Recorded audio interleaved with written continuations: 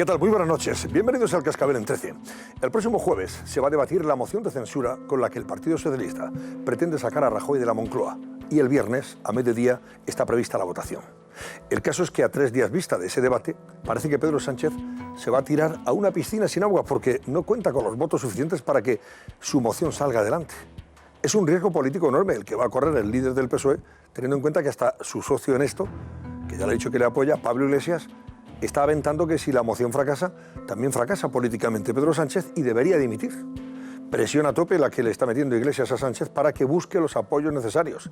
Son 176 votos los que se necesitan para echar a Rajoy y no hacer el ridículo que ya hizo él mismo, el propio Iglesias, con su fracasada moción. A esta hora solo cuenta con los votos de Podemos, 67, por cierto, votos que tendrán que refrendar las bases de la formación morada, que junto a los 84 del Partido Socialista suman 151. Eso queda muy lejos de los 176 necesarios. Para que Pedro Sánchez saque adelante su moción, necesita además de Podemos el respaldo de nacionalistas y separatistas. Estos últimos ya han dicho que no le van a dar un cheque en blanco. Quieren contrapartidas, por ejemplo, la liberación de los dirigentes separatistas encarcelados, como si la suerte procesal de estos golpistas en prisión y fugados dependiera de la política, o sea, de Rajoy y Sánchez, y no de los tribunales. Y el PNV tampoco está por la labor de hacer presidente a Pedro Sánchez si ello supone acabar con la legislatura, perder los presupuestos generales del Estado y con ellos las inversiones millonarias en infraestructuras para el País Vasco. El PNV sabe, además, que si apoya esa moción socialista, los presupuestos estarían condenados en el Senado, donde el PP cuenta con la mayoría absoluta para rechazarlos. La otra opción que haría posible el triunfo de la moción de censura socialista está descartada por ahora, dadas las condiciones que le ha puesto Ciudadanos a Pedro Sánchez. Rivera solo apoyaría la moción si el candidato a presidir el gobierno fuera un candidato independiente, o sea, no Pedro Sánchez. Además, debe mantener los presupuestos generales del Estado, presupuestos que, por cierto, el PSOE y Podemos ya rechazaron en el Congreso. Tiene que ampliar la aplicación del artículo 155 en Cataluña y tiene, eso sí, que convocar de manera inmediata elecciones, en otoño. Y un gobierno de meses tampoco lo quiere Pedro Sánchez, quien pretende llegar a la Moncloa para estar un tiempo suficiente antes de convocar elecciones. En fin, así las cosas, a la vista de las condiciones imposibles que ahora mismo se están dando para que triunfe esa moción socialista, Rajoy puede sentarse a la puerta de la Moncloa tranquilamente y esperar el previsible fracaso de Pedro Sánchez e incluso posteriormente el de Albert Rivera, si éste intentara impulsar otra moción de censura instrumental para convocar elecciones inmediatas, sin contar en su caso con los votos necesarios para presentarla en el Congreso, o sea, para registrar esa moción. Y es que Ciudadanos no tiene esos votos, necesitaría 3 más y a ver quién se los presta. Y mientras tanto, ¿qué está pasando? Pues que España es la que sufre las consecuencias de esta incertidumbre política que se ha generado.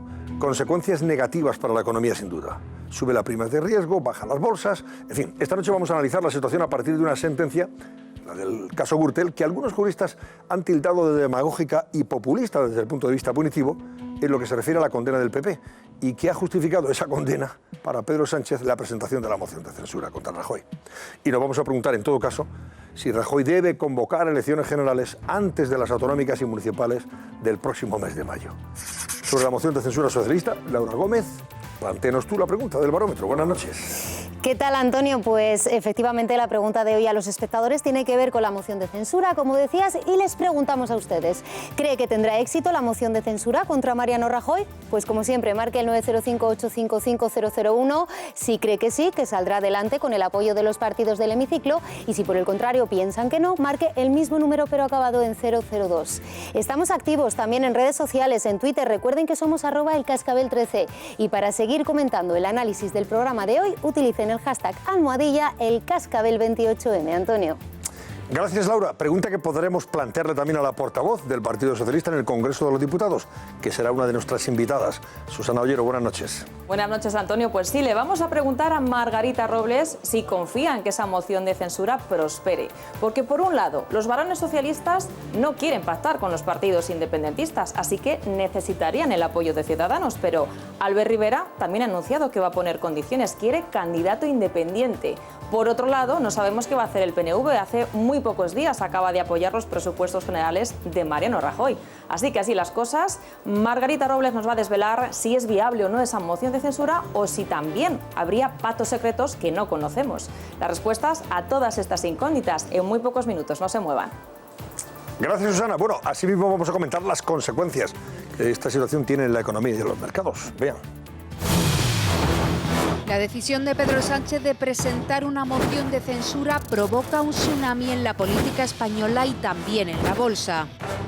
¿Cómo ha reaccionado el IBEX 35 ante el anuncio socialista? ¿Ha sido este un lunes negro en el mercado bursátil?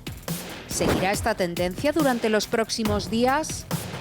En unos minutos analizamos las consecuencias económicas inminentes de la moción de censura con Carlos Cuesta. 51 años de prisión, 33 años de prisión. Pero los acusados del caso Gürtel no cumplirán la totalidad de sus penas. ¿Por qué? ¿Cuántos años pasarán en la cárcel? Señor Bárcenas, buenos días, ¿cómo se encuentra? Esta noche, las penas reales del caso Gürtel en el Cascabel.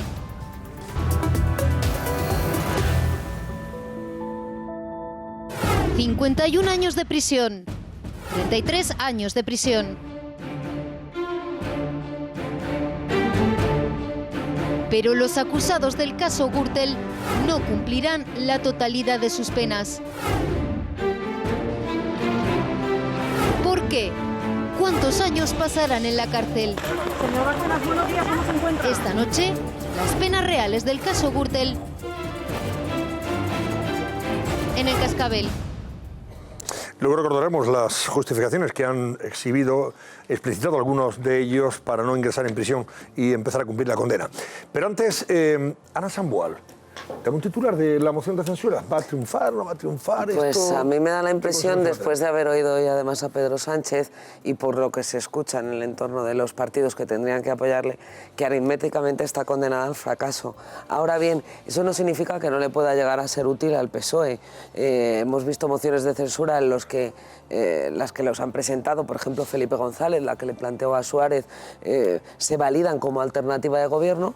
Y hemos visto mociones de censura como la que hizo el Partido Popular, entonces Alianza Popular, al gobierno del PSOE, en la que los que presentan la moción acaban su carrera política en ella. Entonces veremos a ver cómo la defiende Pedro Sánchez, pero hoy por hoy parece que no va a salir, entre otras cosas porque al PNV no le compensa económicamente, ha sacado buena tajada a los presupuestos y eso le obliga a mantenerse al lado del gobierno, por lo menos hasta que se voten, y porque Ciudadanos, aunque quisiera adelantar las elecciones, no puede votar junto a los separatistas catalanes.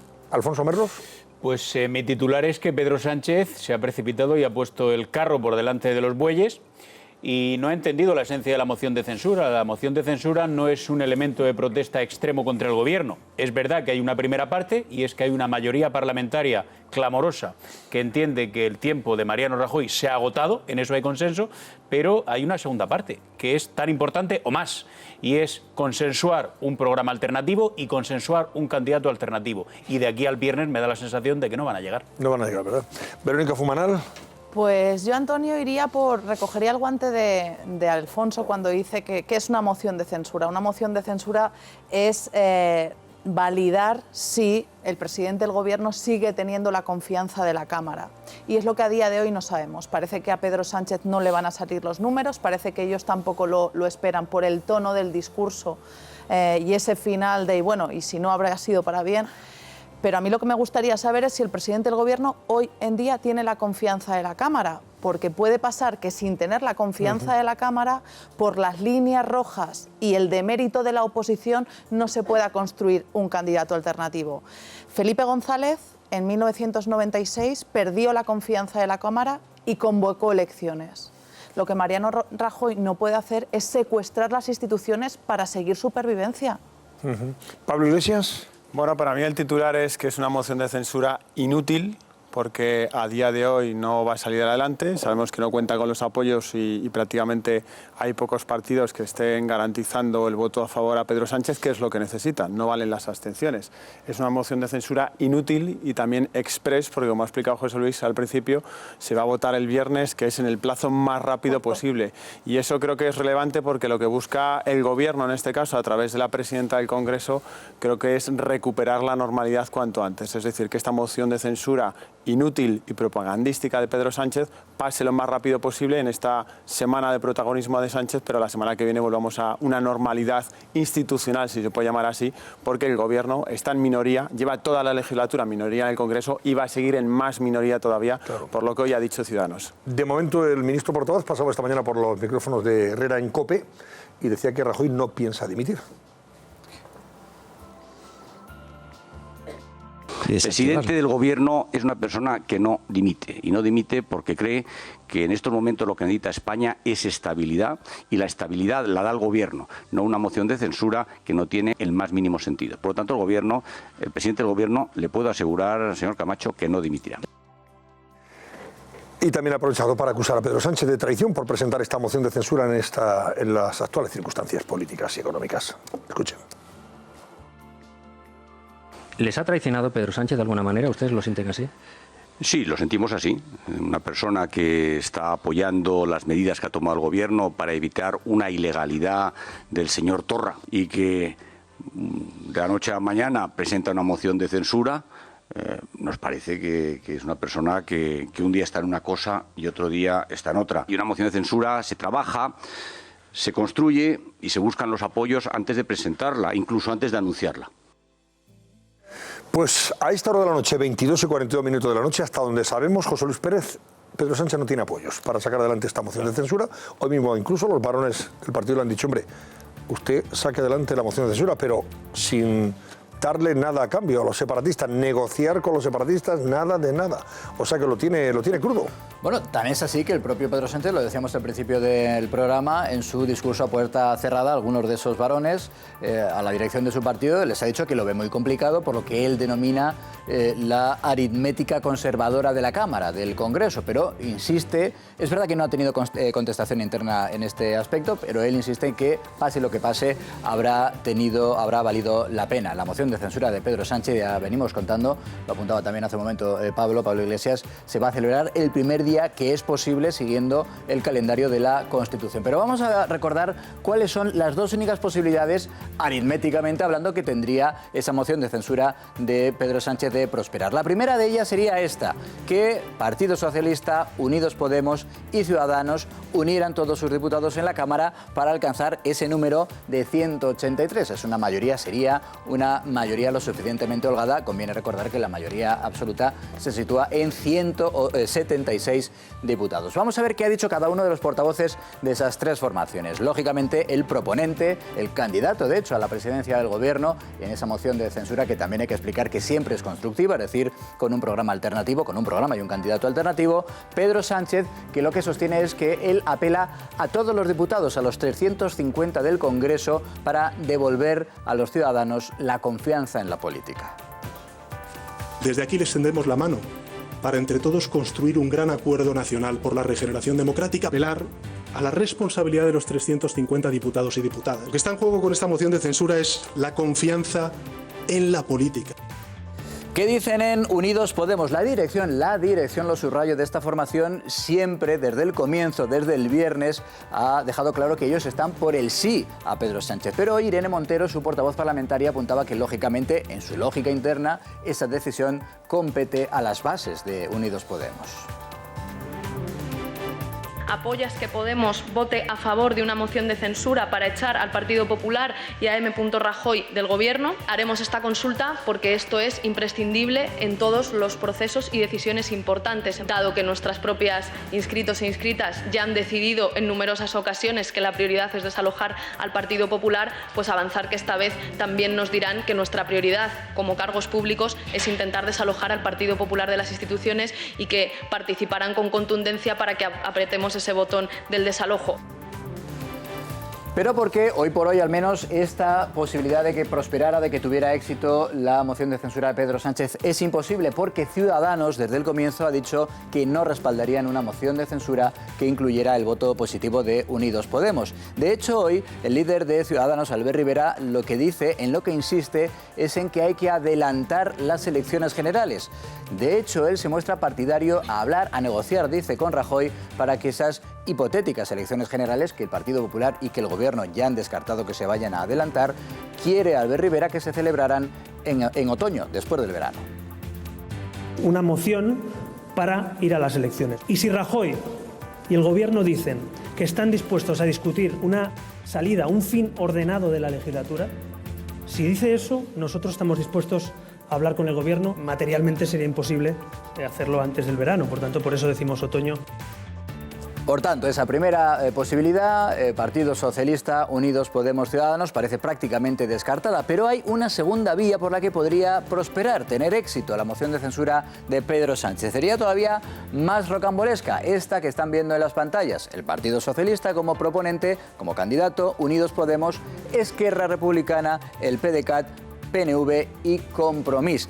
Aquí alcanzarían ya una mayoría mucho más justita, de 177, insisto en recordarles que la mayoría absoluta es de 176 escaños. Pero seguramente lo que hace especialmente compleja esta posibilidad son las exigencias que están planteando algunos de esos partidos. Por ejemplo, vamos a ver las exigencias del Partido Nacionalista Vasco, cuyos 5 escaños serían imprescindibles para que saliera adelante. Mantener las inversiones en Euskadi, las que ya están pactadas en los presupuestos generales del Estado recién aprobados. También el levantamiento, exigirían el levantamiento de la aplicación del artículo 155 de la Constitución en Cataluña y quizá es muy probable que sugirieran que exigieran al candidato a presidente el acercamiento de los presos de ETA.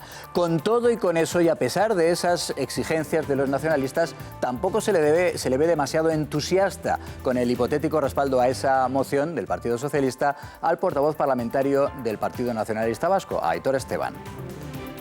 Pues vamos a ver qué es lo que dice el señor candidato, ¿no? Porque hay muchas incógnitas. ¿Qué ideas tiene sobre Euskadi? ¿Qué ideas tienes para solucionar la situación tan compleja que ahora hay en Cataluña y que también mediatiza todo esto? Con todo, las exigencias que aparentemente al menos son más incumplibles por parte de un candidato como Pedro Sánchez son las que están planteando ya los independentistas catalanes, Esquerra Republicana y el PDeCAT, el partido de Puigdemont. Hablan de que Pedro Sánchez, como presidente del gobierno, tendría que reconocer la supuesta existencia de presos políticos en nuestro país. Le exigirían también la vuelta de los políticos fugados en el extranjero, es decir, que el Ejecutivo pasara por completo de las decisiones del Poder Judicial y fuera él quien decidiera esa vuelta de los prófugos de la justicia y también el reconocimiento del derecho de autodeterminación. En todo caso, Pedro Sánchez, su argumentación es que él no va a negociar con ningún partido, que el jueves va a exponer un programa de gobierno y que a ese programa es al que pedirá la confianza de la Cámara. De todas maneras, las exigencias, las peticiones que van a plantear los independentistas catalanes y que veían en pantalla, ni siquiera, a tenor al menos de las palabras de Tardá, del portavoz de Esquerra Republicana, ni siquiera el cumplimiento de esas exigencias que parecen imposibles de cumplir garantizarían su apoyo en esa moción de censura. Cuando hayan concluido alguna cosa, me refiero al Partido Socialista, ya se pondrá en contacto con Esquerra Republicana y entonces vamos a decidir. Por tanto, la otra posibilidad es la que plantea, de la que hablábamos hace unos instantes, el líder de Ciudadanos, Albert Rivera, que habla de elecciones generales anticipadas a otoño, si no quiere que negocie con Pedro Sánchez esa moción de censura. Insisto en que el Partido Popular, también el Gobierno, a día de hoy, descartan por completo una posibilidad de adelanto electoral. Bueno, pues así están las cosas. Esta misma tarde en Ferraz, la sede del Partido Socialista Obrero Español, se reunía el Comité Federal y los varones del partido, entre otras cosas, respaldan lógicamente a Pedro Sánchez, pero le piden que no negocie para nada con los separatistas esta moción de censura. Y por otra parte tampoco Pedro Sánchez, en caso de que saliera adelante la moción, ha aclarado, o les ha aclarado, como algunos le han pedido, que si va a convocar elecciones más pronto que tarde. María Ruiz está en la sede del Partido Socialista, en la calle, en las inmediaciones de esa sede en Ferraz. Buenas noches, María.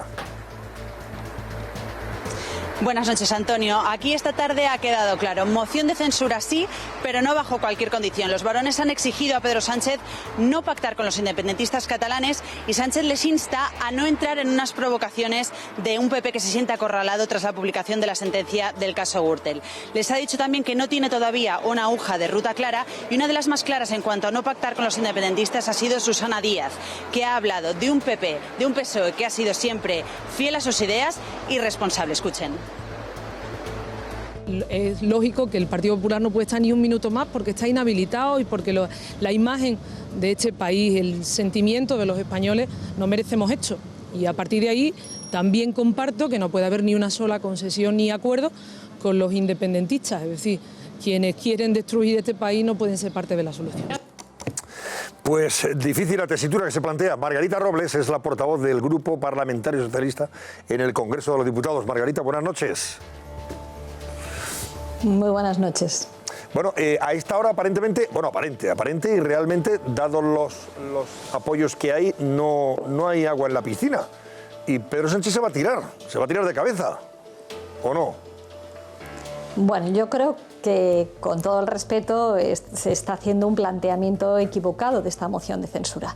Vamos a ver, el jueves se dictó una sentencia de una enorme relevancia, por la que se declaró probado el que el Partido Popular tenía una caja B, se condenó al tesorero del Partido Popular a más de 30 años de cárcel, al señor Bárcenas, y además hubo algo especialmente relevante para nosotros, en la que el tribunal sentenciador, como antes lo había hecho el Ministerio Fiscal, dijo que el presidente del Gobierno no tenía credibilidad, o lo que es igual, había faltado a la verdad en su declaración ante el Tribunal de Justicia. Nosotros, cuando muchas veces Podemos nos decía que hay que plantear una moción de censura, siempre decíamos que no se puede llegar al Gobierno a cualquier precio. Cuando se dictó esta sentencia, todo el jueves estuvimos esperando a ver cuál era la reacción política del señor Rajoy, o bien su dimisión, o bien la convocatoria de unas elecciones anticipadas, porque solo constitucionalmente solamente le corresponde al señor Rajoy, al presidente del Gobierno, esa posibilidad de convocatoria de elecciones anticipadas. Silencio total durante ese jueves, y a partir de ahí el Partido Socialista, ante algo que es especialmente grave porque afecta a la credibilidad del presidente del Gobierno, nos fuimos al marco constitucional. ¿Qué opciones teníamos? Y la única opción constitucionalmente prevista para exigir responsabilidades políticas es la moción de censura. Por lo tanto, cuando el Partido Socialista, cuando Pedro Sánchez acude a esa moción de censura, lo hace desde un punto de vista de una exigencia de compromiso político, de compromiso de la ética, ante un pronunciamiento de un tribunal que le quita cualquier credibilidad al presidente del Gobierno cuando declara, además, precisamente ante los tribunales, y lo hace con una finalidad de tapar, por decirlo de alguna manera, la corrupción que había habido en su partido. En definitiva, para el Partido Socialista se acude a la moción de censura porque previamente no hay un posicionamiento y una responsabilidad política del señor Rajoy, porque entendemos que esta sentencia pone negro sobre blanco unos hechos probados, no estamos hablando de calificaciones jurídicas que serán discutibles en otro ámbito, y ante eso entendemos que constitucionalmente no había más opción que plantear una moción de censura. Y esa es una exigencia democrática, es una exigencia ética. Nuestra Constitución ha querido unir a esa moción de censura el que haya una propuesta de candidato de presidente del Gobierno, que es lo que hemos hecho. Pero evidentemente entendemos que el Partido Socialista, ante algo de tanta relevancia como lo que ocurrió el jueves con esa sentencia, que ya previamente lo había dicho el propio Ministerio Fiscal, no tenía otra opción que acudir a aquello que la Constitución establecía, que era la moción de censura. Y ese es el verdadero objetivo. Por eso, cuando nosotros ahora vemos todas esas cábalas sobre si se está negociando o no se está negociando, vemos disparates auténticos como los del señor Torra y otros varios que al final no nos reímos, pues porque el tema es muy serio. Yo creo que no han entendido nada los que hacen ese planteamiento. Era una exigencia ética. Esa exigencia ética de exigir responsabilidades al señor Rajoy implica que presentamos un programa de gobierno exclusivamente del Partido Socialista y no vamos a negociar nada con nadie. O sea que Los que apoyen o los que no apoyen sabrán si quieren continuar con un presidente del gobierno al que los jueces de este país le han dicho que no tiene credibilidad. Bueno, le pregunto entonces, Margarita, o sea, da la impresión de que a usted en ese sentido le va a dar igual si gana o no gana la moción de censura. Lo importante es denunciar la situación y exponerla públicamente en el Congreso de los Diputados a través de esa moción de censura. Y hombre, a pesar de que no cuentan con los apoyos para sacar adelante. Sí. Vamos a ver, no nos da igual porque nosotros entendemos que el señor Rajoy está inhabilitado para poder seguir siendo presidente del gobierno. Vamos a ver, estos días estamos viendo unos casos como la justicia de otros países, de Bruselas o de Alemania, le está poniendo pegas a la justicia española para entregar a determinadas personas, se está cuestionando el valor y la fuerza de la euroorden. ¿Cómo el presidente del gobierno español, lo pongo por poner un ejemplo como otros muchos, va a ir a negociar con ministros de justicia, con presidentes de gobierno o primeros ministros europeos, cuando aquí, en España, los jueces han dicho que no tiene credibilidad? Por tanto, nosotros entendemos que el señor Rajoy no puede continuar como presidente del gobierno. Y porque entendemos que no puede continuar como presidente del gobierno por esa falta de credibilidad, es por lo que acudimos a la moción de censura. Y evidentemente, en la medida en que entendemos que él no puede continuar siendo presidente del gobierno porque esa falta de credibilidad lo han hecho los tribunales, no el Partido Socialista, nosotros planteamos una alternativa, la del Partido Socialista, que no vamos a negociar con nadie, y mucho menos con esos disparates que se está oyendo por ahí, que vienen del separatismo, que vienen del independentismo, sobre todo porque entendemos que España está viviendo unos momentos muy difíciles en los que hay que proteger y defender nuestra Constitución, hay que proteger y defender la unidad de España. Y para defender nuestra Constitución, nuestros valores, para defender nuestro país, un presidente, el que su partido se ha declarado probado, que tiene una caja B y que además él no goza de credibilidad, no puede defender adecuadamente los intereses de España ni la estabilidad de España internamente ni en Europa. Margarita, pero le pregunto, vamos a ver, legítimamente, o sea, el PSOE está totalmente legitimado para que, en virtud de su estrategia política, presente la moción de censura y lo haga las veces que oportuna y normativamente pueda hacer. Pero usted ha sido magistrada antes que portavoz. Y ahora le pregunto, claro, estamos hablando de una sentencia que tiene 3 magistrados, que no es firme todavía, que recurre el Partido Popular ante el Supremo. Imagínese que ahora el Supremo revoca esa sentencia y ustedes sacan adelante la moción de censura. Por eso, en virtud de lo que dice la primera sentencia, no, pero que el Supremo la revoca. ¿Qué pasaría entonces? Al no ser firme esa sentencia todavía. Por eso yo he hecho una... por eso yo he dicho que nosotros no entramos en los aspectos jurídicos de la sentencia, que sí que se pueden revocar, en su caso, por un tribunal superior, por el Tribunal Supremo. Nosotros no entramos a debatir si hay una participación a título lucrativo, sí o no. Entendemos que eso son cuestiones jurídicas que en su caso corresponderá al Tribunal Supremo. Nosotros vamos a algo que ya no es, que no se puede tocar en casación, que son hechos probados. Y son unos hechos probados en los que están de acuerdo tanto los 2 magistrados que dictan la sentencia mayoritaria, el pronunciamiento mayoritario, como los del voto particular. Y como hecho probado, se dice expresamente que había una contabilidad extracontable, o lo que es igual, lo que todos entendemos, una caja B, y que el señor Bárcenas era el que lo llevaba.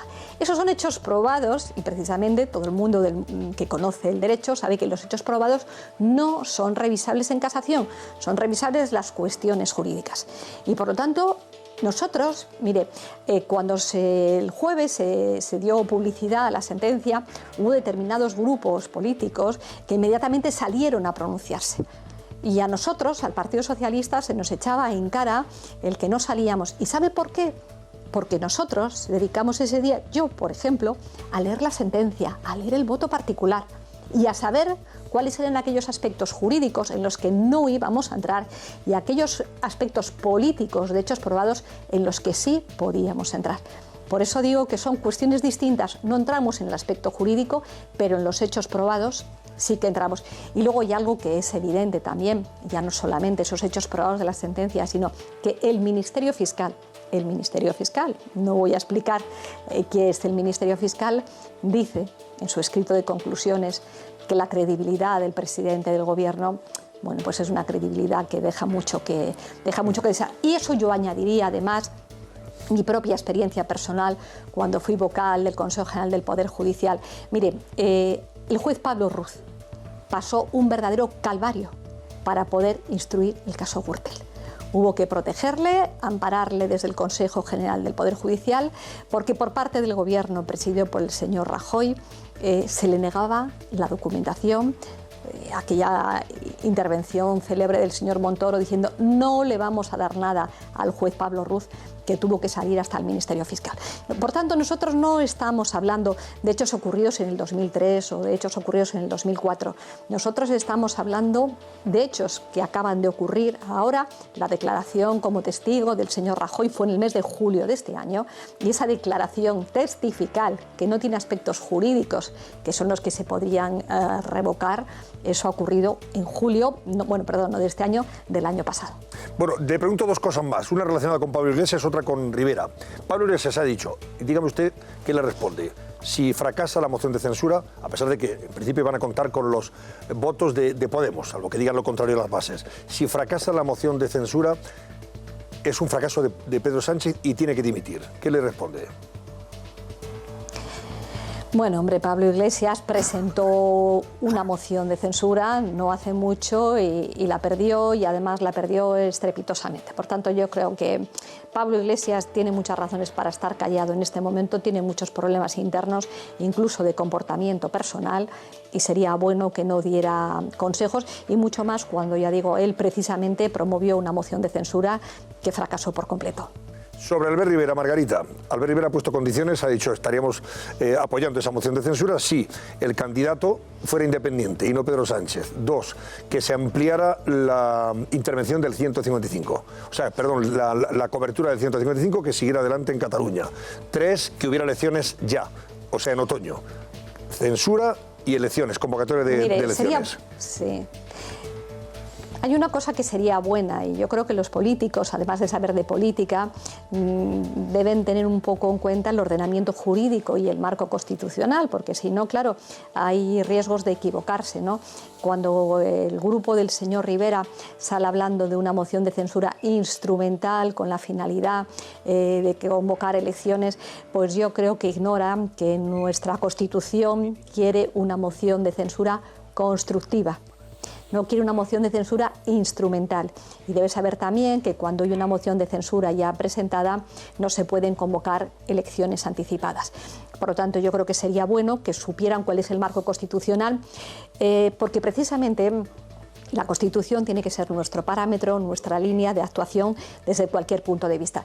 Y mire, yo creo que a estas alturas el Partido Socialista ha demostrado su compromiso claro e inequívoco en la defensa de la Constitución, en la defensa de la unidad de España. Ha apoyado al Gobierno tanto en el ámbito del artículo 155 como en la lucha contra el terrorismo, y desde ese punto de vista en eso vamos a seguir trabajando. Mire, si al final hay el Gobierno que yo espero que haya, es evidente que no va a haber ni una cesión en todo aquello que suponga una vulneración de la unidad de España y de los principios constitucionales. Pues nada, estaremos atentos al jueves especialmente y sobre todo al viernes con la votación de esa moción de censura.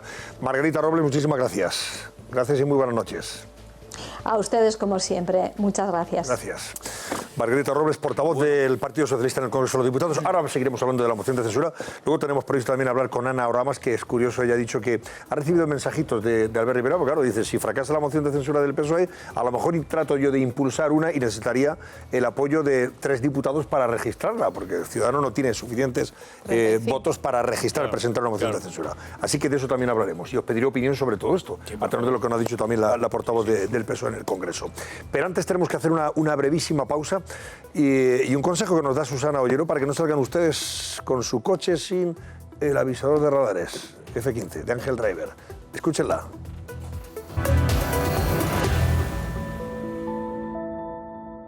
...51 años de prisión...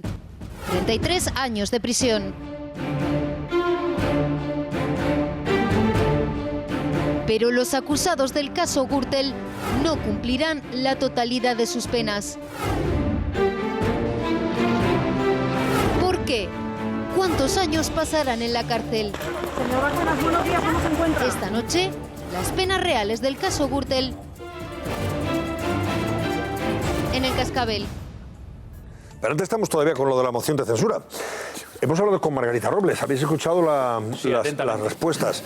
Es evidente que, es verdad, el Partido Socialista va a una moción de censura sin tener los apoyos para sacarla adelante. Eso ya lo tienen prácticamente asumido. Entonces, no sé, políticamente, ¿cómo hay que interpretar esta jugada? Lo que no sabemos es si, como no tiene los apoyos, ahora lo está justificando como una necesidad política, porque a posteriori no tiene los apoyos, o si no ha buscado los apoyos. Yo lo que no entiendo de lo que ha dicho la señora Robles es que dice, no, Albert Rivera tendría que saber para qué son las mociones de censura y no son para convocar elecciones. Pues es que las mociones de censura tampoco es para decirle al gobierno, oiga, usted se tiene que ir. Son para poner un gobierno alternativo. Si ellos no han negociado previamente los apoyos, entonces el instrumento para criticar al gobierno, que están en todo su derecho y tienen la obligación de hacerlo, no es la moción de censura. El instrumento es otro. Sí, y Ana, en eso se han equivocado.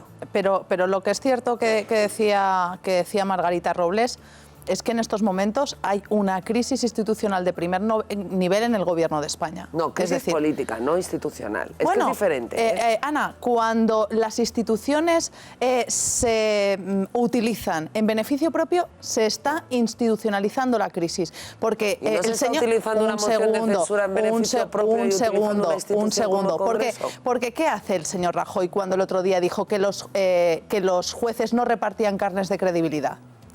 Que las urnas eran las que los daban. Le estaba dando la razón y utilizando el mismo argumento que hacen los independentistas. A nosotros los jueces no nos pueden juzgar porque las urnas nos han avalado. No, mire, no. Una cosa son las urnas y otra cosa son los tribunales. Y como dice Margarita Robles, hay unos hechos probados que ponen en tela de juicio la palabra del presidente del gobierno. Y, insisto, Felipe González se quedó sin el apoyo de la Cámara en 1996 y convocó elecciones con toda la responsabilidad del mundo. El señor Mariano Rajoy nos lo ha dicho esta mañana el portavoz del gobierno. No piensa dimitir. Si no piensa dimitir, no piensa hacer una crisis de gobierno, no piensa hacer absolutamente nada que se tienen que hacer los partidos de la oposición. En el momento, Verónica, en el momento en el que hay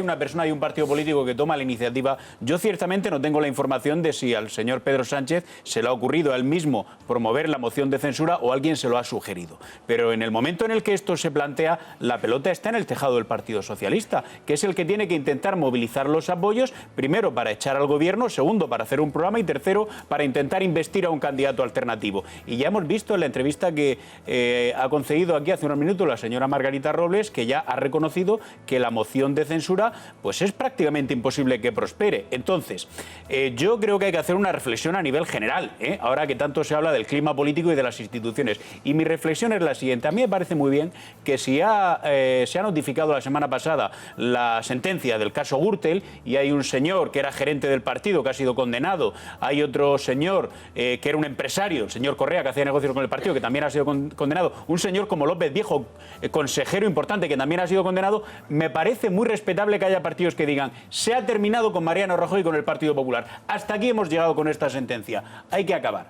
Ahora bien, yo quiero recordar una cosa que es bastante obvia, pero que hay que recordarla.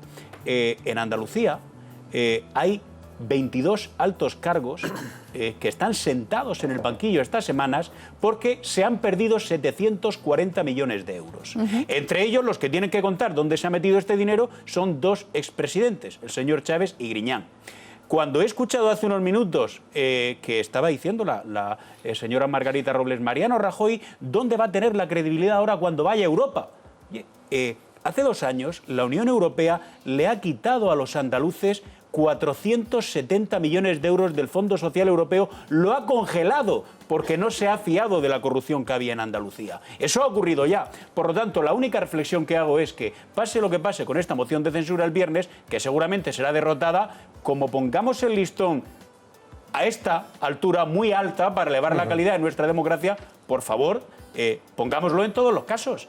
no solamente en el caso de la Gürtel, sino en muchos otros de corrupción. E insisto, me parece muy respetable, aunque la moción vaya a ser un boomerang contra Pedro Sánchez. Yo creo que Pablo. la moción de censura queda demostrado que tiene un carácter propagandístico. Después de las declaraciones que hemos visto Margarita Robles, evidentemente ella misma ha dado a entender, como Pedro Sánchez ha reconocido, por cierto, a puerta cerrada en el Comité Federal del PSOE esta tarde, que prácticamente no tienen opciones o muy poquitas opciones de que salga adelante. Si es así, es propagandística. Y si es propagandística, yo creo que hay que situarlo en un contexto de una pelea actual feroz entre Pedro Sánchez y no Mariano Rajoy, sino Pedro Sánchez y Albert Rivera, que son los que realmente están disputándose el quién sucede a Mariano Rajoy. Actualmente todos los partidos políticos dan por muerto a Mariano Rajoy para dentro de un mes, para dentro de 6 meses o dentro de 2 años cuando se celebren las próximas elecciones generales. Da igual cuando sean, todos asumen que Rajoy va a perder y no va a gobernar. Entonces lo que están disputando ahora mismo es el liderazgo en la sucesión de Rajoy, en quién gana las próximas elecciones o quién queda después del PP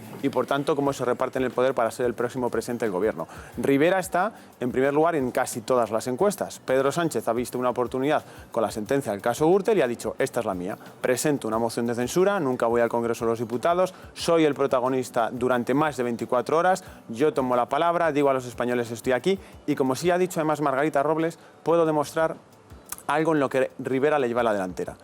Margarita Robles ha insistido mucho en la ética del Partido Socialista, es decir, que en materia de corrupción el PSOE es más limpio que Ciudadanos y esa bandera hasta ahora la lleva Ciudadanos y está tratando de robarle esa bandera y está, por extensión, tratando de robarle votos para cuando llegue esas elecciones generales donde los dos, PSOE y Ciudadanos, son los que realmente aspiran a gobernar. Déjame que salude a Ana Oramas, que es la portavoz de Coalición Canaria en el Congreso de los Diputados. Ana, buenas noches. Hola, buenas noches, Antonio. Bueno, ¿qué opina usted sobre todo esto, dado que usted creo que acertó además, dice, no, esto va a ser muy pronto, la moción de censura se va a debatir el jueves y el viernes estaremos votando, etcétera, etcétera? Díganos su opinión, porque no parece que esto vaya a salir adelante. ¿Qué sentido tiene? ¿En qué circunstancias hay que encuadrarla o contextualizarla, etcétera, etcétera? Bueno, yo lo que creo es que el señor Pedro Sánchez no tenía ningún interés en ganar esta moción de censura. Creo que hasta se llevaría un susto si la ganara, ¿no? Creo que su intención fundamental pues está missing de la política nacional, el Partido Socialista en las encuestas está plano y es su única oportunidad de, como muy bien decía alguno de los contertulios que tienes ahí, de poder debatir y presentarse como alternativa al señor Rajoy y sobre todo debatir cuerpo a cuerpo, por un lado con Rajoy, por otro lado con el señor Rivera, con Pablo Iglesias, arremeter contra los independentistas y no tienen, y lo que te quiero decir, él no tiene ningún interés ni en que Ciudadanos le voten, ni Coalición Canaria, ni nada de nada. Nosotros nos sorprendió en el primer momento que antes de presentar la moción no hubiera hecho pues los contactos políticos para pedir apoyo y nosotros salimos inmediatamente diciendo una cosa, Coalición Canaria lo tenía muy claro, además tú sabes que yo siempre hablo claro, Antonio, que nosotros desde luego Coalición Canaria en ningún caso iba a apoyar a Pedro Sánchez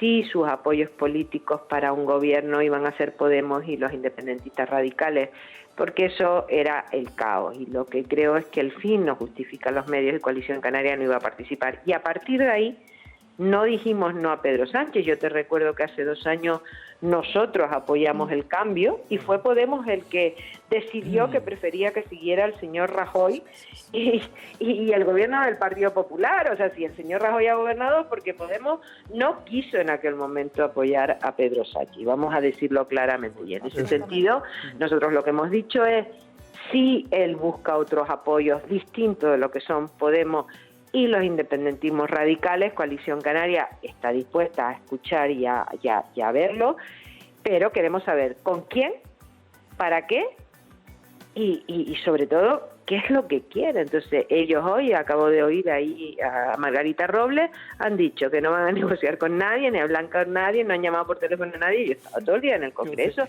Él lo que tiene interés es en aparecer en la política nacional porque está desaparecido.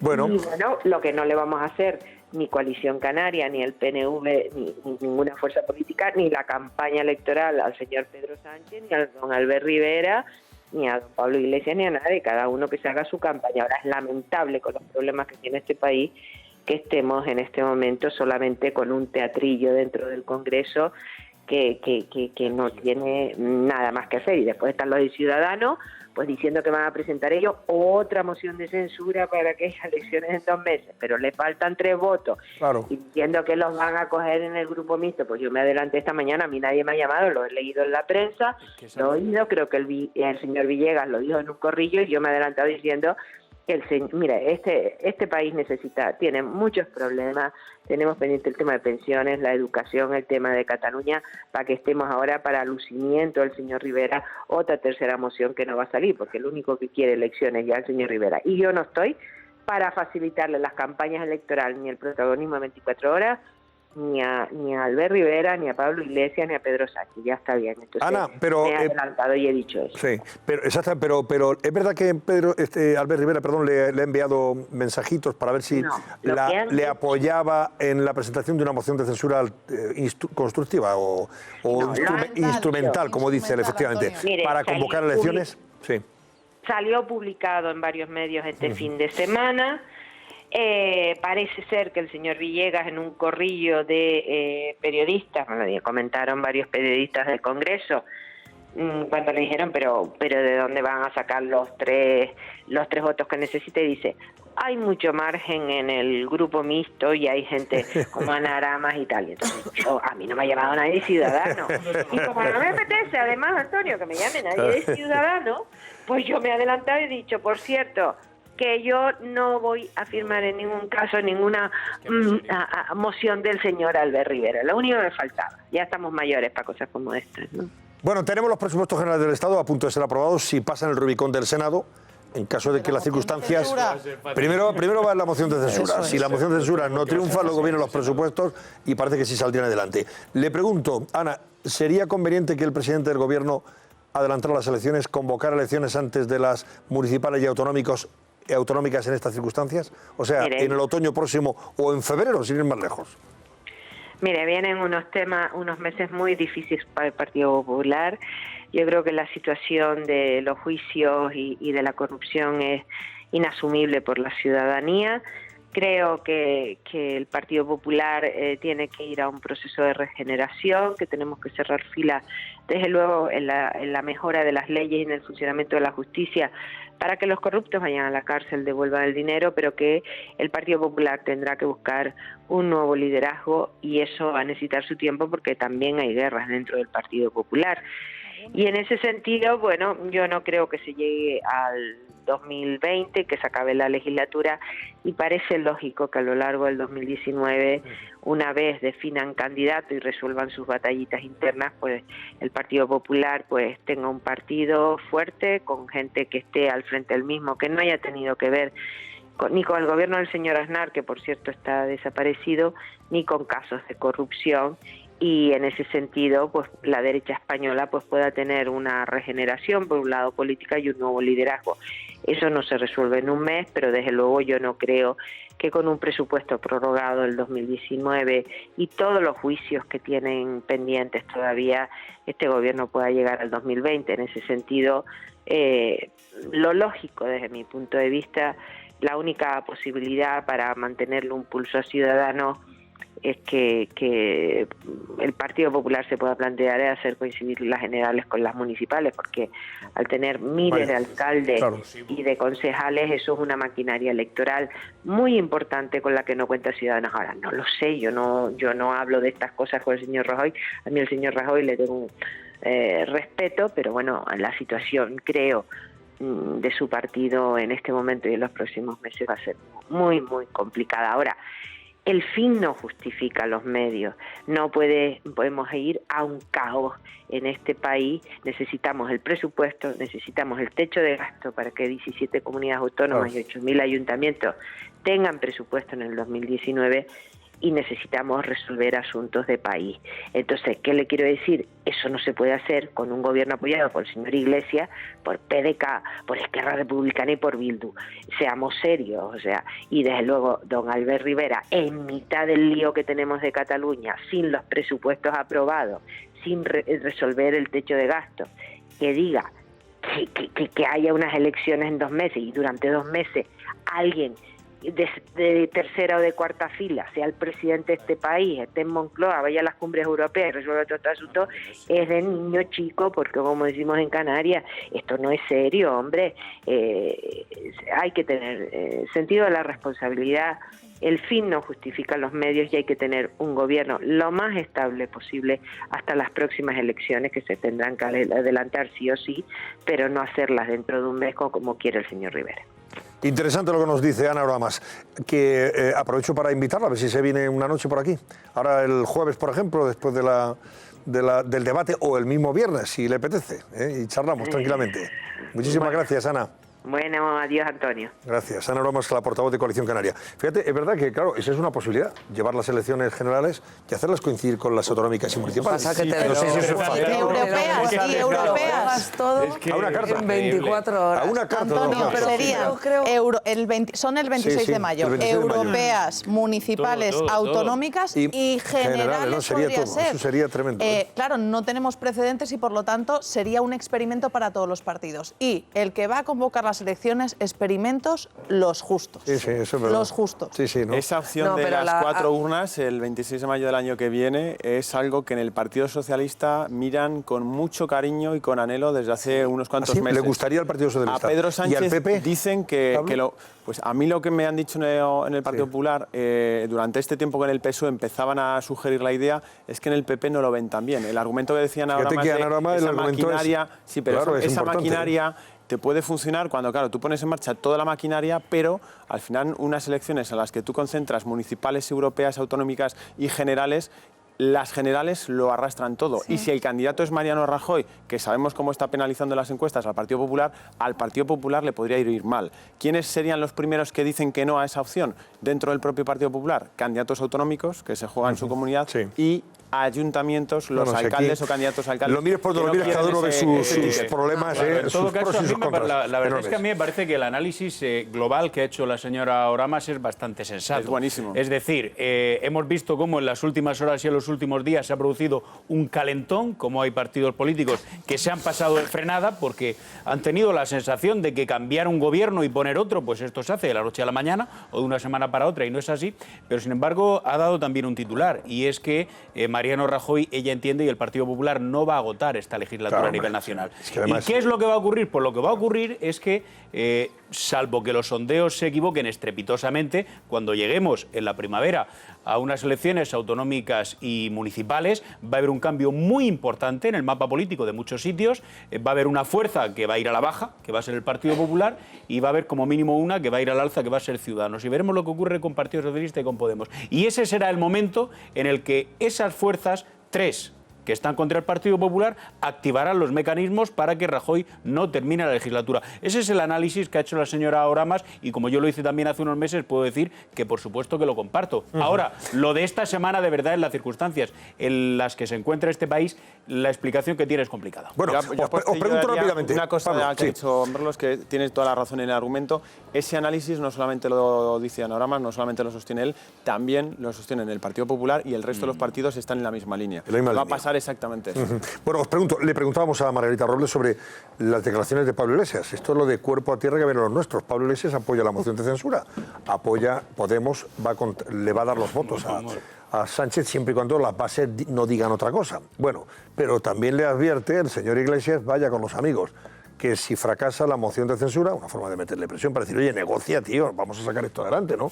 Si fracasa, tiene que irse de la política, ha dicho esta mañana Iglesias, miren. A mí me da la impresión que vamos a una moción de censura fallida. Eso creo que sería un fracaso estrepitoso para Pedro Sánchez.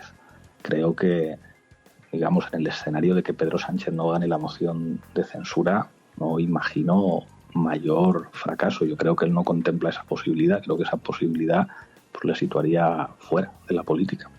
Fíjese, fuera de la política, eso decía en Radio Cable. Pablo Iglesias. Cuando presentó la moción de censura y la perdió, sí, se quedó fuera. Eso lo contemplaba él.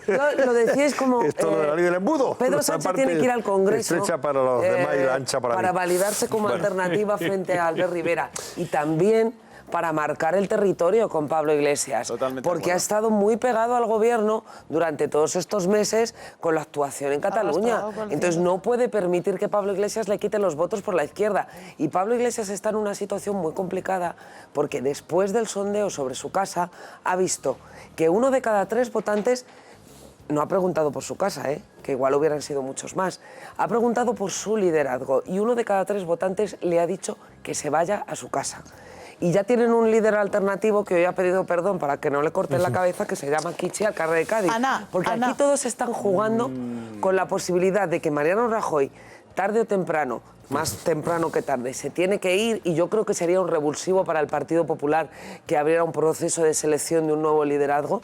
Podría ser un buen revulsivo, pero los otros 3 dan por hecho que tienen el puesto asegurado. Ana, venga, y lo vamos a tienen más cambiar fácil de... que Rajoy, pero... Cambiamos de argumento, rápido, Verónica. El piso esa de Guindos, lo que la emociona a Pedro Sánchez.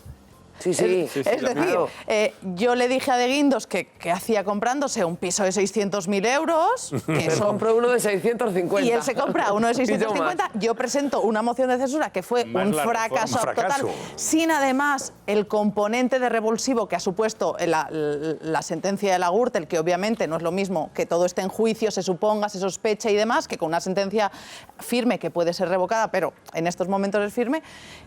Y le pide que se vaya. Claro, es que no sé si habéis escuchado el tono de estos días de Pablo Iglesias. Es un líder que ha perdido la energía, que está alicaído y que sabe que esa consulta ha sido un fracaso absoluto. Porque hablaremos de la consulta y hablaremos de los números, Antonio, que los números no mienten. Es que amiga mía, pues ahora hablamos. Pero antes vamos a contar cómo hoy han entrado ya en prisión 3 de los condenados por la sentencia del caso Gürtel, los que tienen las condenas más altas. El que más alta la tenía estaba en prisión, por tanto no ha tenido que ingresar. Me refiero a Correa, Francisco Correa. Pero sí ha entrado Bárcenas, ha entrado también López Viejo, fue un exconsejero, o fue consejero en un gobierno de Esperanza Aguirre, y también ha entrado en prisión quien fue alcalde de Majadahonda en Madrid, Ortega concretamente, si no recuerdo mal, ¿verdad? Laura Gómez ha preparado este informe, vean. Luis Bárcenas, Guillermo Ortega y Alberto López Viejo. Son los 3 acusados por la trama Gürtel que han ingresado esta misma tarde en Soto del Real. Lo hacían en este furgón. Los magistrados han adoptado esta medida por 2 cuestiones fundamentales: el número de años de cárcel, que aumenta el riesgo de fuga, y la estructura financiera que los 3 tienen fuera de España. Bárcenas, buenos días, ¿cómo se encuentra? Previamente, esta mañana llegaban a la Audiencia Nacional. Señor López Viejo, ¿algo que comentar? Hacían bajo la lluvia para recoger su sentencia y conocer precisamente la decisión de la Fiscalía sobre sus medidas cautelares. Pero además de ellos, acudían al tribunal 12 condenados más. Entre ellos, Rosalía Iglesias, mujer del extesorero Luis Bárcenas, que intentaba ocultar su rostro bajo el sombrero y el paraguas. Ellos tendrán que esperar al próximo miércoles para conocer la decisión definitiva de la audiencia. La trama Gürtel, que recordemos deja 29 condenados, algunos con penas de hasta 51 años, como es el caso de su cabecilla Francisco Correa. Pero ojo, porque la pena que cumplirá será menor.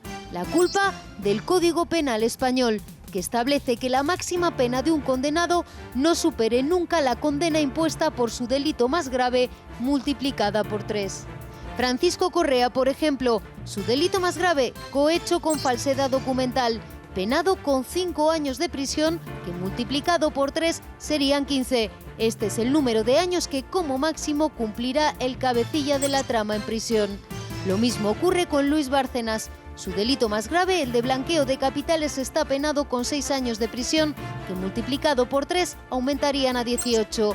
También 18 les esperan a Alberto López Viejo, exconsejero de los gobiernos de Esperanza Aguirre, y al exalcalde de Majadahonda, Guillermo Ortega, condenados a 31 y 38 años de cárcel respectivamente. Para Rosalía Iglesias se quedarían en 9 de los 15 años a los que está condenada la mujer de Bárcenas.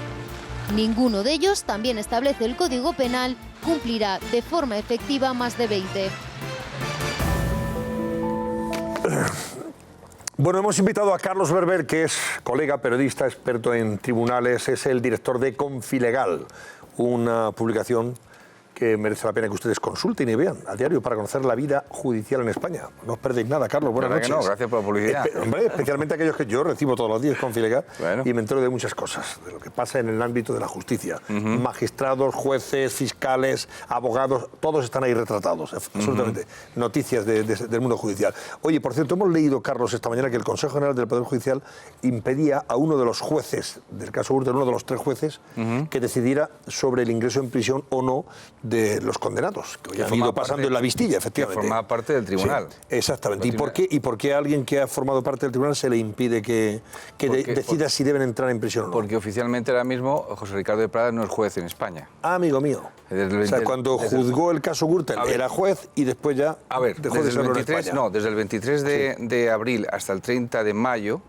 El Consejo General del Poder Judicial le ha puesto en lo que se define como servicios especiales, que es como excedencia, estar fuera, pero te sigue contando la antigüedad. Entonces, el 30 de mayo él vuelve otra vez a la Audiencia Nacional porque durante ese tiempo forma parte del mecanismo residual para los tribunales internacionales. En este caso, forma parte del Tribunal de Apelación de Radovan Karadzic. ¿Te acuerdas? El que fue presidente de la República Bosnia-Herzegovina. Entonces, condenado por crímenes de 40 años de cárcel por crímenes contra la humanidad, por genocidio.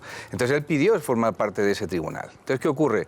Que él forma parte de ese tribunal hasta el 30 de mayo. Entonces, el 26 de abril le hicieron una habilitación, que es en la ley de orgánica del Poder Judicial, dice que te pueden habilitar a volver a ser juez para deliberar y firmar una sentencia, pero no hay nada más. Entonces, eso es lo que ha ocurrido hoy justamente en el Consejo General del Poder Judicial. Lo que pasa es que se ha dividido en 2.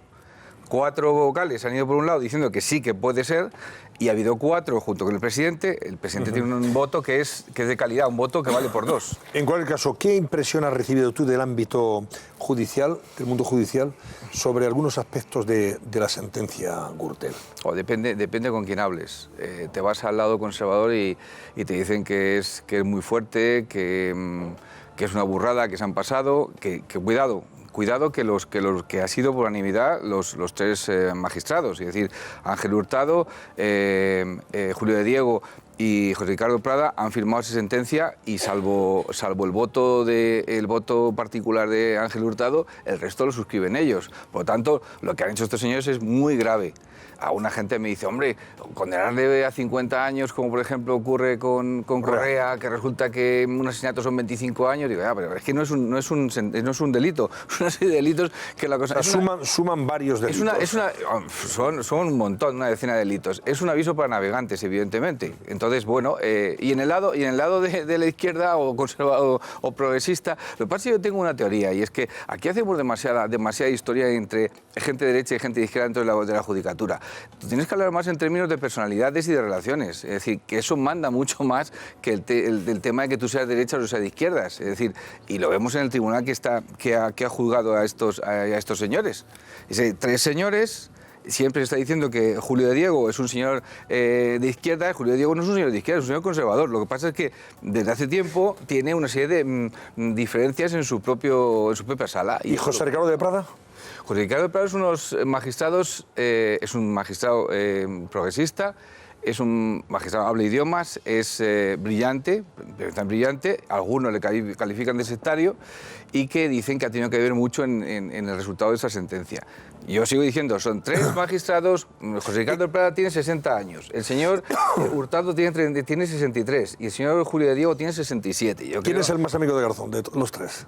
José Ricardo de Prada. Que fue el instructor, ¿no?, del caso. Sí, claro. Me refiero a Garzón, por eso te preguntaba. Bueno, sí. Bueno, quiero decir, pero vamos... Fíjate, yo leía esta mañana... No lo veamos todo en términos Pero yo leía nuestro compañero Paco Rosell, director del Mundo, un artículo muy interesante que ha escrito este fin de semana. Él le pide a Rajoy que adelante las elecciones, efectivamente, que el nuestro se puede ya mantener y tal. Pero también es verdad que reparte algunos mandobles dialécticos críticos contra la sentencia, que es la que se fundamenta en la moción de censura socialista, ¿no? Sentencia condenatoria, pues moción de censura, queda desacreditado Rajoy, hay juicios de valor que interpretan que no perdió no tiene credibilidad.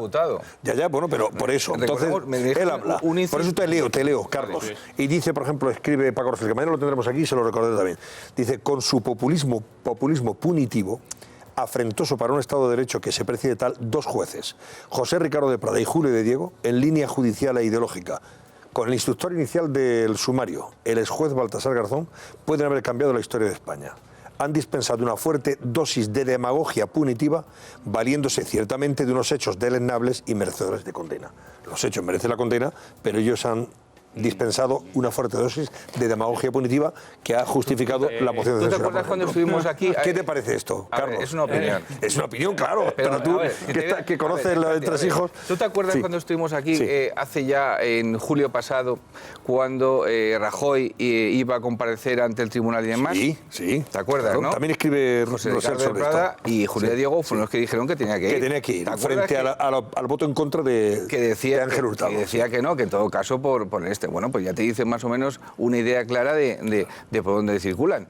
Pero bueno, fíjate, dice en ese sentido, escribe también Rosell en ese sentido, a continuación dice, ambos togados, se refiere a Julio de Diego y a José Ricardo de Prada, debieron mover a la sospecha de Rajoy cuando se empeñaron contra el criterio del presidente del tribunal, Ángel Hurtado, de convertirlo en el primer mandatario español que declaraba como testigo en el ejercicio de su cargo, a diferencia de sus antecesores, Felipe González, caso Gal, en 1998, y Suárez, caso Banesto, en 1995, que lo hicieron cuando habían abandonado la Moncloa.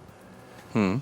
Como diciéndole, ustedes debieron recusar a estos dos jueces, y no los recusaron entonces. Hombre, en aquel tiempo dijimos claramente que lo que tenían que haber hecho, en todo caso, era haber convocado a Rajoy a través del plasma, no haberle llevado donde le llevaron. Pero Rajoy en ningún caso está imputado, eso, en ninguno de los casos. Pero la conclusión que tenemos. que dan, porque eso se sobreentiende en la sentencia, es que Rajoy ha mentido. Rajoy ha ido como testigo y un testigo no puede mentir. Lo repetía antes Margarita Robles. El juez tiene que hacer algo. Tiene que deducir y testimonio. si no puede decir que ha mentido. A ver, es que no llega una salida. Es que no llega si ellos piensan, claro que no lo dice, pero lo sugieren. Lo que hace un juez, cuando está en un tribunal y nota, por ejemplo, que mi amigo Merlos ha mentido, suponte yo soy juez y está mintiendo, yo cuando termina esa vista, yo deduzco testimonio y lo mando al juez de instrucción para que le meta el paquete. Claro, pero entonces con Rajoy tenían que haber hecho eso. Lógicamente. Y si no, ahorrarse ese párrafo en la sentencia. No podían hacer eso porque no han encontrado pruebas. A ver, Merlos y Pablo, brevemente, porque como hemos entrado en el cogollo, que es la parte política que tiene la sentencia, a mí me parece que es importante ser fieles a lo que dice la sentencia. La sentencia, en efecto, no dice, porque se habría actuado de otra manera, que Mariano Rajoy ha mentido. Lo que dice es que no es verosímil su testimonio. Pero en todo caso, el tema del Partido Popular. El tema del Partido Popular, lo que se subraya es la responsabilidad civil como partícipe a título lucrativo. Y se le impone la multa de 245.000 euros. Por lo tanto, lo que yo te quiero preguntar a ti, Carlos, es con tu olfato o con tu información, que sería interesantísima, ¿qué va a pasar con ese recurso? Porque lo que está diciendo el Partido Popular, con un criterio puramente técnico, es que cuando se establece esa figura, se da por supuesto que hay un desconocimiento expreso de los hechos delictivos. Es decir, este asunto tiene poco de política y mucho de técnica. ¿Voto particular?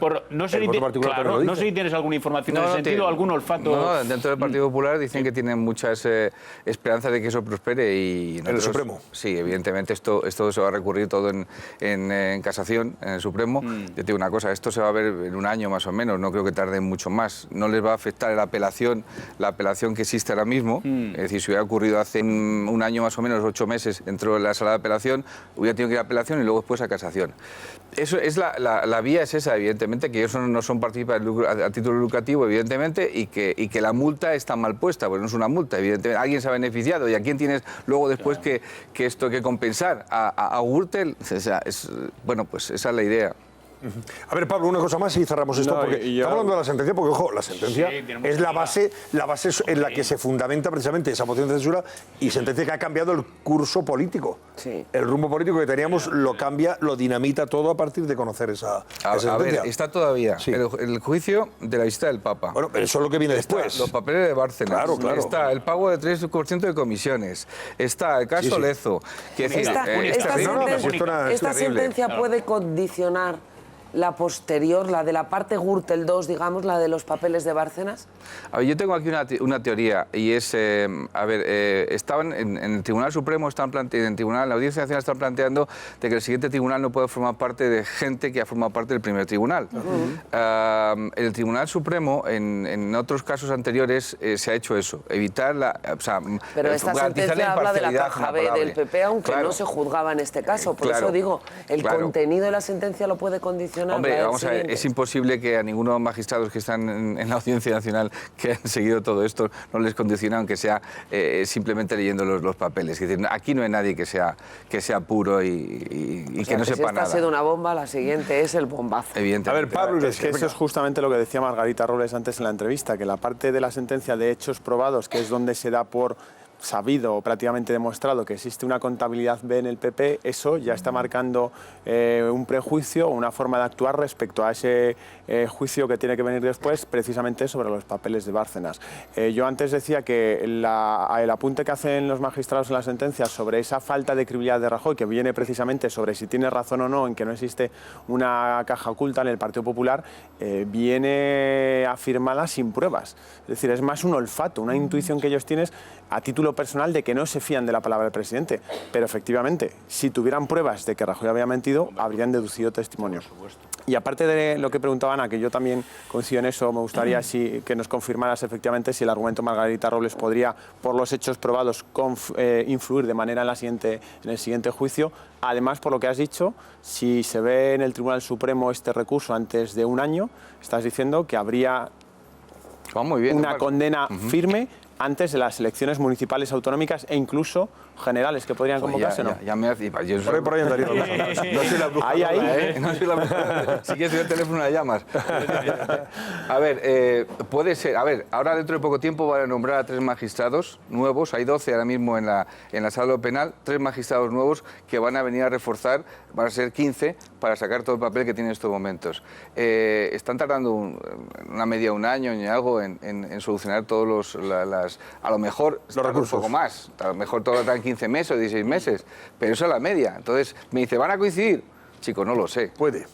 Pero podría, evidentemente. Claro. O sea, ahora mismo han fichado recientemente han elegido uno, que es Vicente Magro, que es auténticamente una máquina. Es decir, hay una serie de magistrados ahora mismo allí que resuelven a una velocidad que te mueres. Por tanto, a ver...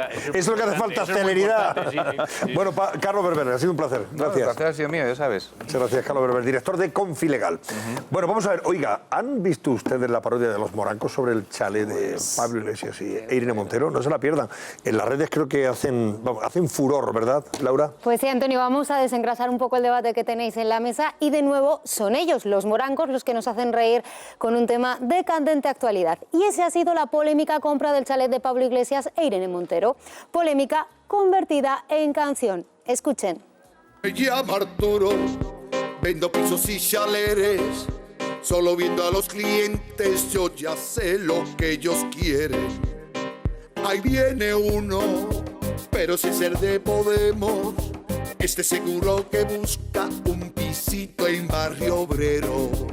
Quiero que tenga unos 2.000 metros cuadrados y por supuesto con su casa de invitados. Y lo que cueste, eso es lo de menos. La pagaremos porque nosotros podemos. A mí me gustan mayores, con 6 o 7 salones, 14 cuartos de baño y 20 habitaciones. A mí me gustan más grandes, con su piscina gigante, pa' que Rejón en verano venga aquí a bañarse.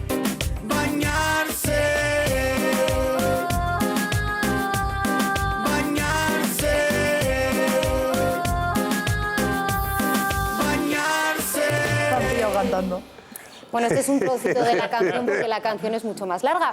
Ha sido el ritmo de Mayores, el hit de Becky G, que ha triunfado en los últimos meses. Los morancos vuelven a utilizar la parodia para hacer una divertida crítica política y social del tema que nos lleva ocupando las últimas semanas. Al vídeo le ha faltado tiempo para convertirse en viral en las redes sociales. Seguro que Pablo Iglesias y Irene Montero han podido verlo.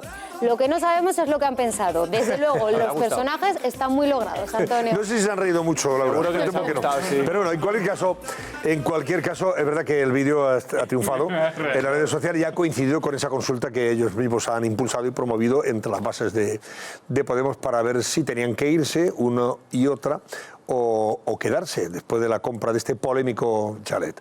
¿Y qué ha pasado? Pues que el resultado ha sido de 70, casi 70 y a 30.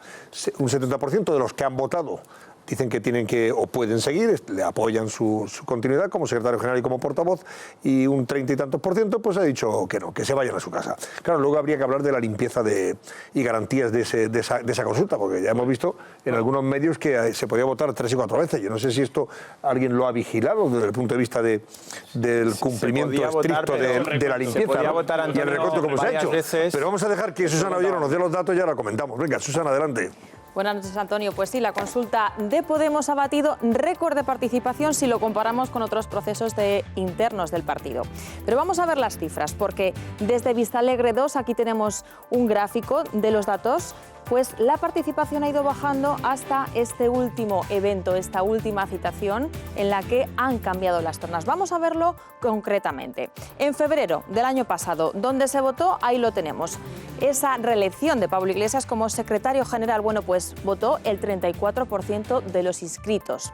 Unos meses más tarde, en mayo de 2017, ahí se preguntaba sobre esa moción de censura contra Mariano Rajoy, pues volvía a bajar. Un 18% de los inscritos votó solamente en esa ocasión. Pero avanzamos. En marzo de este año, la formación morada preguntó si debía concurrir a las elecciones municipales, autonómicas y europeas de 2019 en coalición con Izquierda Unida y con ECO. Bueno, pues nuevo descenso. Solamente el 16% de los militantes acudió a las urnas. Y como ven, la tendencia ha sido cada vez más baja hasta esta última ocasión, en mayo de este año 2018, donde se preguntaba sobre esa continuidad de Pablo Iglesias y Irene Montero al frente de Podemos. Récord histórico. Ha votado el 38,6% de las bases. En total, 188.176 personas. Pero ¿cuáles han sido esos resultados de esta consulta? Pues 1 de cada 3 militantes, el 31,5%,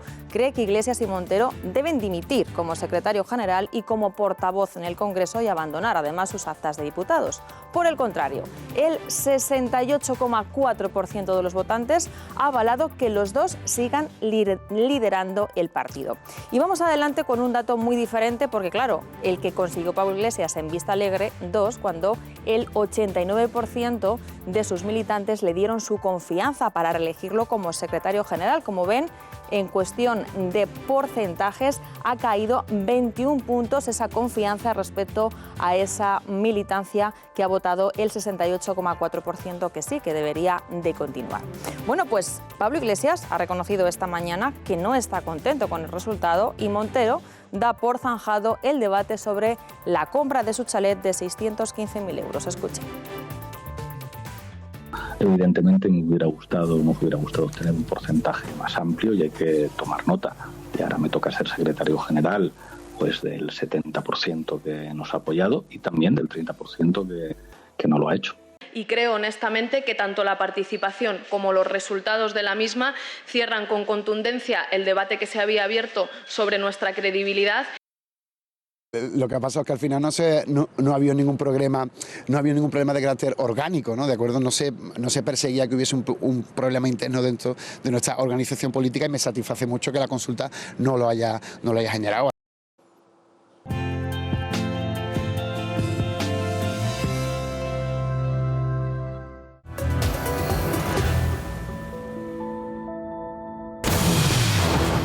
La decisión de Pedro Sánchez de presentar una moción de censura provoca un tsunami en la política española y también en la bolsa.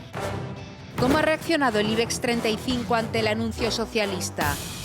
¿Ha sido este un lunes negro en el mercado bursátil? ¿Seguirá esta tendencia durante los próximos días? En unos minutos analizamos las consecuencias económicas inminentes de la moción de censura con Carlos Cuesta. Ahora saludo a Carlos Cuesta, pero antes, Verónica Fumanal, ¿querías decir algo sobre la consulta? Hombre. Primero, ¿ha sido limpio el proceso? La consulta o referéndum entre las bases, dado que Diario publicó cómo se podían votar 3 y 4 veces, ¿eh? Sí, lo que pasa es que Podemos alude que el último voto válido es el último que realiza. El que vale. Sí. Nosotros en la agencia Ser Media hicimos la prueba también y te iba avisando que el voto que hacías sustituía al anterior y al anterior, con lo cual en teoría solo lo contaban una vez, aunque podías votar. Estamos hablando de teoría, eso alguien lo ha testado. Como no hay auditores externos que lo verifiquen, pues claro, el tema básicamente, Antonio, es que hay mucha opacidad en este tipo de procesos porque son online, no hay urna. Yo quiero recordar que la última consulta que se hizo en el Partido Socialista contó con la participación del 80% de los militantes. Entonces, aquí están participando como máximo un 38%.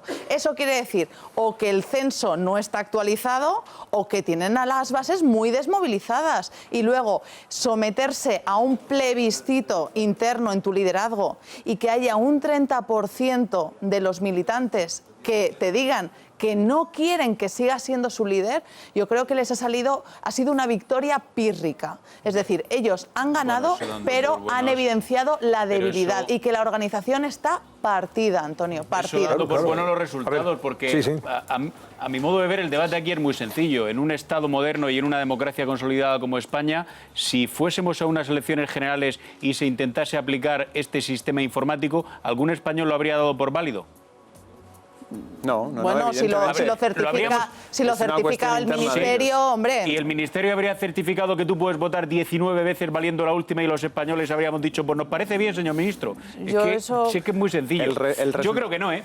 El resultado de la consulta... No voy a dar nombres de otros países, a lo mejor en otro país sí, pero yo en España creo que...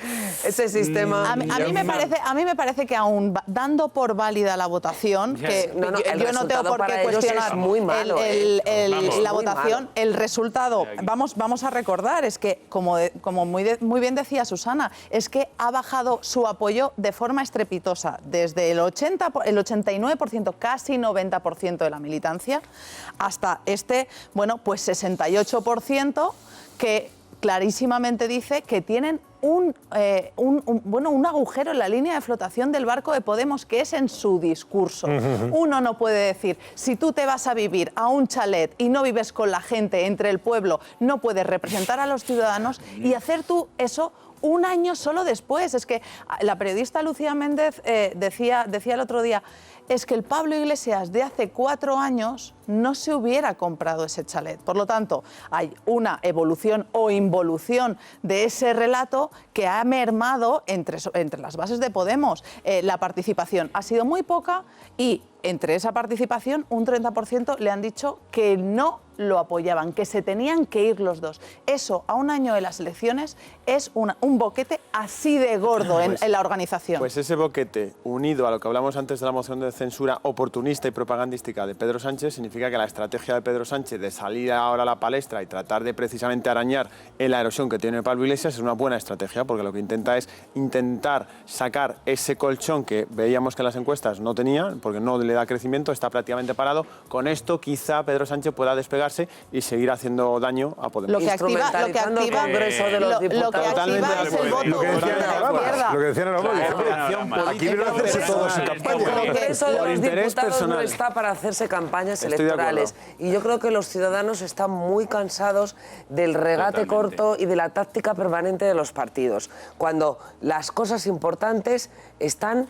en el cajón y guardado con 7 llaves. No se puede hacer eso. Está en el cajón del pan, De eso nos va a hablar Carlos Cuesta. Buenas noches, Carlos. Muy buenas. Pues claro, en estas circunstancias queremos saber cómo están respondiendo los mercados. Situación política incierta de nuevo, moción de censura de por medio. A pesar de que los presupuestos están a punto de aprobarse, vamos a ver, en el caso hipotético de que triunfara la moción de censura, es más que probable que los presupuestos ya no fueran aprobados. Toda vez que el Partido Popular tiene mayoría en el Senado. Tiene mayoría absoluta en el Senado. Y no creo que quiera satisfacer las demandas de sus socios hasta hoy mismo, que es el PNV en esos presupuestos si luego el PNV le da los votos al señor Sánchez? Puede vetarlo. Claro que lo y veta. después el Congreso puede levantar el veto. Bueno. Pero sí podría modificarlo sustancialmente, claro. quitando algunas partidas que le vienen muy bien al PNV. Por ejemplo, o sea, la venganza sería... Sí, la venganza sería es verdad que es su proyecto de presupuestos, ¿no? Con lo cual votar en contra sería muy amargo. Dejadme sin más que os diga una cosa, porque había una información adicional en la famosa historia de lo de la consulta de la gente de Pablo Iglesias, que publicábamos en OK Diario, y es que la propia auditora había dicho que eso tenía ventanas, que tenía puertas abiertas. ¿Quién controlaba? Un señor llamado Echenique, que era el que tenía que certificarlo. ¿Puertas abiertas? No entiendo. A ver, ¿qué significa eso? El sistema informático no es un sistema cerrado, Vale, por lo que estaba mencionando hace un momentín Alfonso. Es decir, es un sistema que te permite un cierto control. ¿Quién controlaba? Un señor que se llama Pablo y se apellida Echenique. Pues nada, blanco y en botella, ya sabes. Pero bueno, vamos a ver la repercusión de esta moción. Ya os adelanto que la repercusión no es buena. O sea, da lo mismo. Si sale, evidentemente va a ser peor.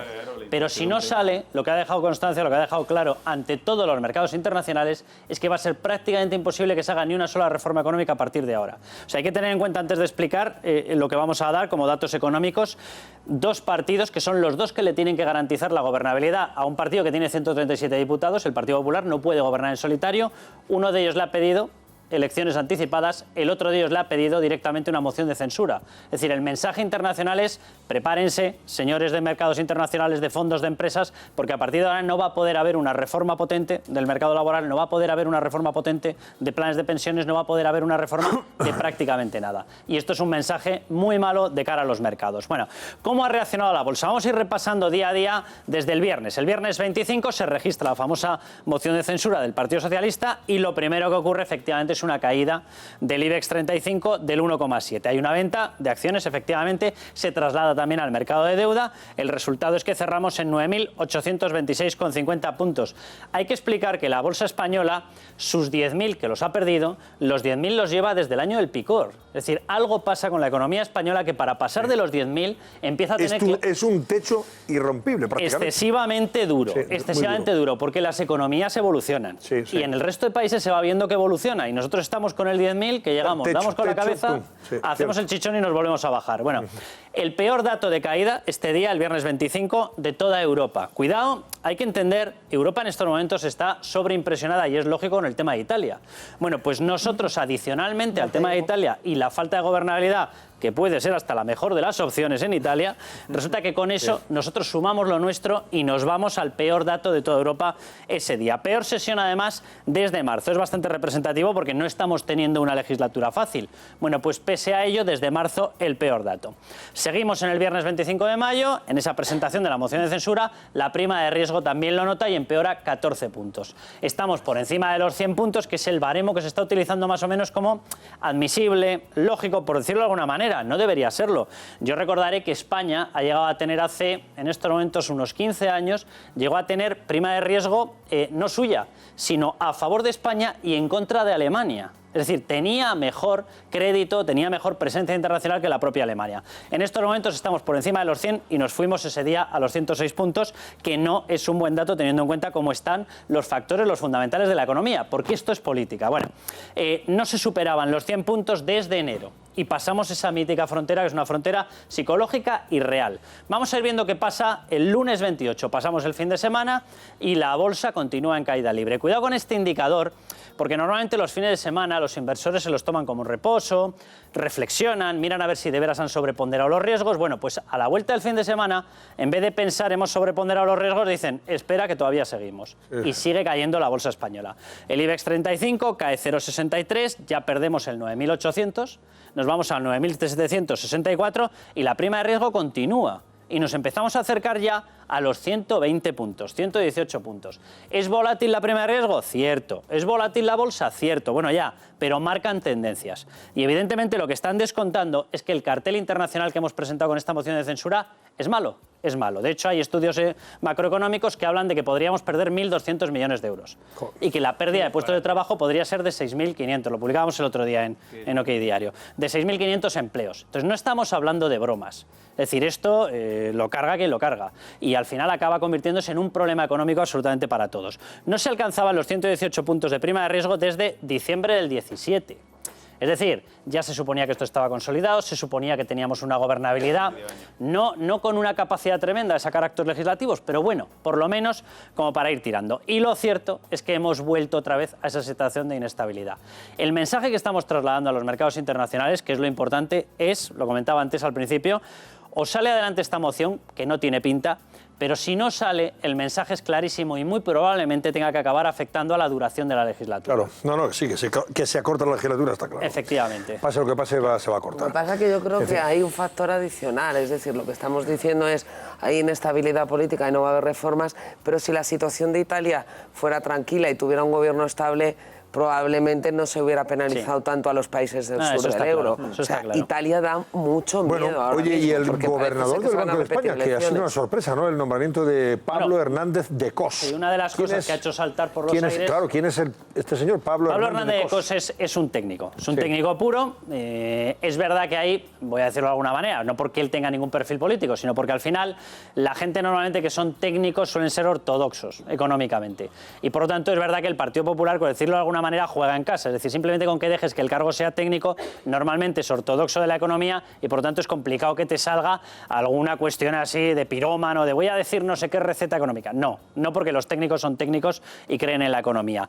Pero es verdad que también el tema de la moción de censura hizo saltar por los aires el famoso pacto. La idea inicial, que yo creo que lo llegamos a comentar en el programa, era haber introducido a una persona, Fernando Béquer, que es verdad que era un perfil mucho más cercano, con más que carácter político, por su cercanía y su amistad con el propio presidente del gobierno, ¿no? Con Mariano Rajoy, y haber metido a David de Gara, que es una persona de toda la vida del PSC, que es también muy técnico. O sea, no eran perfiles enloquecidos ni muchísimo menos, pero tenían su matiz político. Esto ha saltado por los aires y al final se ha optado por Pablo Hernández de Cos. 20 de enero del 71, fecha de nacimiento, 46 madrileño. años, muy joven, ¿no? Claro, yo nazco en el 71, jovencísimo. Jovencísimo, vamos. Hasta ahora, directo. Pero hombre, pero vamos a ver, Carlos. Venga, vamos a poner aquí. A ver si... Un chaval, es un chaval. Lo mejor que pueden haber hecho, lo mejor que pueden haber hecho para intentar devolver el prestigio que tenía al Banco de España, nombrar a un técnico que no tenga ningún tipo de barniz político, lo mejor. Él está dentro del Banco de España, director general de Economía y Estadística, es decir, está más centrado en asuntos macro que en la pura labor financiera del Banco de España. Pero efectivamente es un técnico. Vamos a ver más datos. Desde el año 2000 ha estado trabajando directamente en el BCE, ha estado ocupando distintos puestos.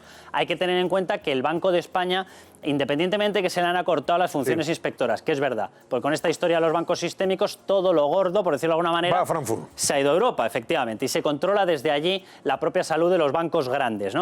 Pero España, a través del BCE y todo el resto de países, tienen una silla. Es decir, Hernández Cos muchas veces lo que ha sido es el representante, por decirlo entre comillas, español del BCE del Banco de España dentro del BCE. Claro. Desde 2015 además ha sido alterno al gobernador en el Consejo de Gobierno, es decir, ha tenido responsabilidades ya más potentes. Y tenemos algún dato más de Pablo Hernández de Cos, creo que teníamos preparado. Ahí está. Vamos a ver, la forma de elegirlo. Bueno, se está vendiendo como candidato de consenso. Lo cierto es que el acuerdo con el Partido Socialista ha saltado por los aires. Pero tampoco se va a buscar, lógicamente, un perfil de enfrentamiento, ni mucho menos, para evitar que sea bombardeado, ¿no? Candidato de consensos, como se está vendiendo en estos momentos, perfil técnico, eso es absolutamente obvio, no tiene carrera política, no ha ocupado ningún cargo que se haya salido del Banco de España. Si lo miramos comparado con algunos gobernadores que hemos tenido, Miguel Ángel Fernández Ordóñez venía directamente de ser secretario de Estado de Hacienda. Sí, no está claro. Y en la propia rueda de prensa del Alarde hoy dijo 25 años de carné del Partido Socialista, en la propia rueda de prensa que dio para comunicar el nombramiento. Claro, Carlos, pero antes y ahora las funciones del presidente del Banco de España tampoco eran las mismas, ¿no? Del gobernador, perdón.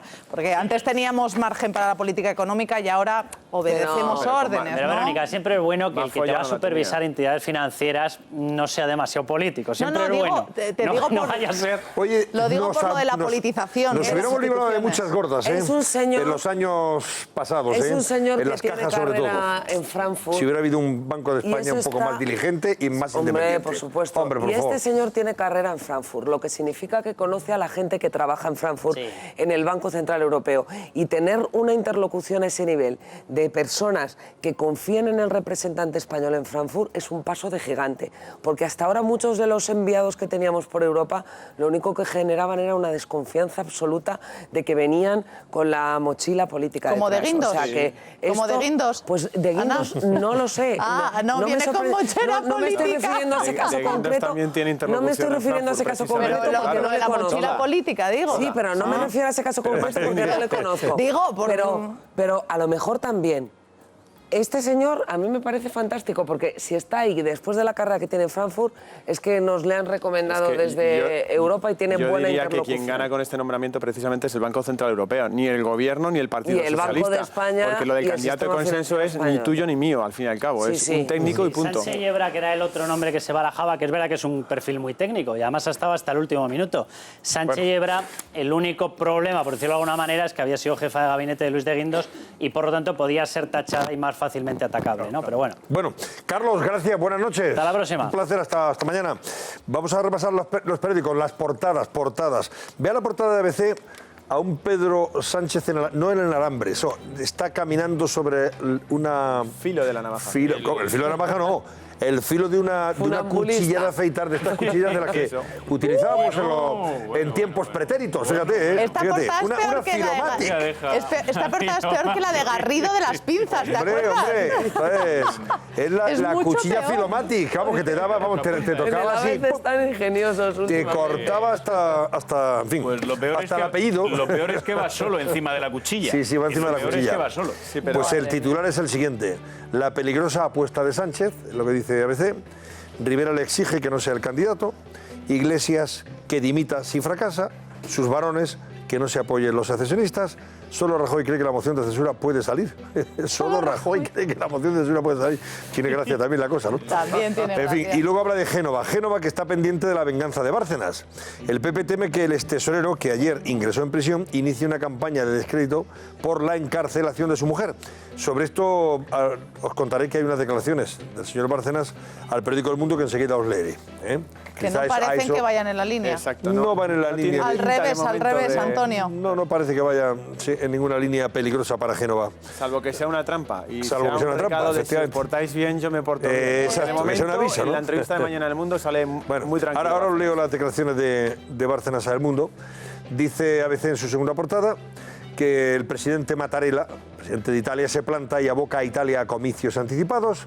El jefe del Estado propone a un ex economista del Fondo Monetario Internacional que forme gobierno y los dos partidos populistas y Forza Italia aseguran que votarán contra Cottarelli en el Parlamento. O sea que en Italia, macho, la tienen también liada, pero vamos, a un nivel bastante notable.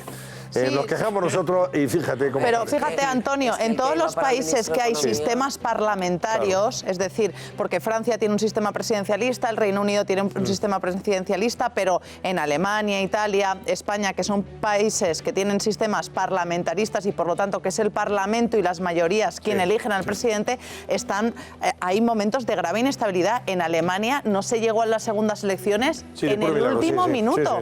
Pero si lo de Italia es lo mejor que les puede pasar. Si tú lees las cosas que decía el personaje al que querían poner de ministro de Economía, lo de Tsipras y su ministro haciendo un corralito en Grecia, era una broma, al lado de lo que anunciaba este personaje. Entonces las segundas elecciones no siempre son tan malas. No, en este caso, desde luego, si ese iba a ser el gobierno... Mientras que se convocaban nuevas elecciones, mientras se formaba un gobierno, tampoco fue tan mal las cosas en España. Ha sido un año económico... Antonio, no decíamos eso en el momento, hombre. Esa hemeroteca, Antonio. En vista de cómo se ponen las cosas... Hay veces que... En vista de cómo hemos visto cómo han evolucionado las cosas, mira, no sé si es peor.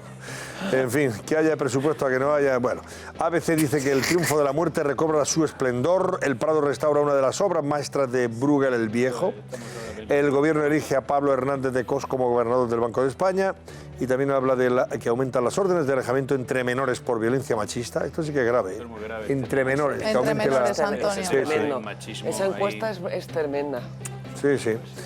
Y Europa que prohibirá las pajitas y otros 9 productos de plástico de usar y tirar para no contaminar más. Eso dice... Está bien.